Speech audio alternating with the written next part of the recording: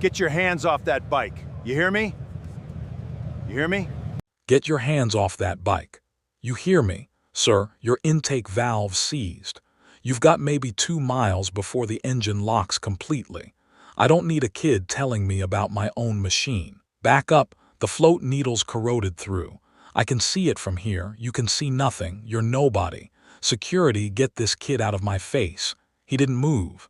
That was Garrett Wolf, regional vice president of a chrome parts distribution company, worth $40 million. The kind of man who bought a 1969 Harley-Davidson Knucklehead to display it, not ride it, and had no idea what was actually wrong with it.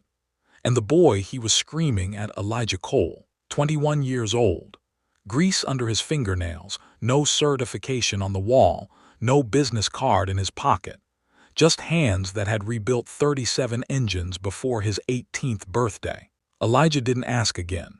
He reached into his jacket, pulled out a folded micro-tool kit the size of a deck of cards. His fingers moved without looking, float needle out in 11 seconds, corroded pin identified, replaced with a spare from his inside pocket that matched the diameter exactly. Fuel line cleared. Valve reset. 43 seconds total. He stood up, started. Garrett Wolf turned the key. The knucklehead fired deep, clean, no hesitation, a sound it hadn't made in 11 years.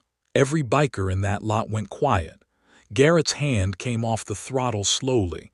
Who taught you that? My grandfather. He built this exact model for Harley's test division in 1971. Garrett looked at him, then at the bike, then at the kid's hands. He didn't know that Elijah Cole's grandfather hadn't just worked for Harley, and what that name meant to the men who would show up at dawn was something nobody in that parking lot was prepared for. Follow now. Part 2 is coming, and you are not ready for it.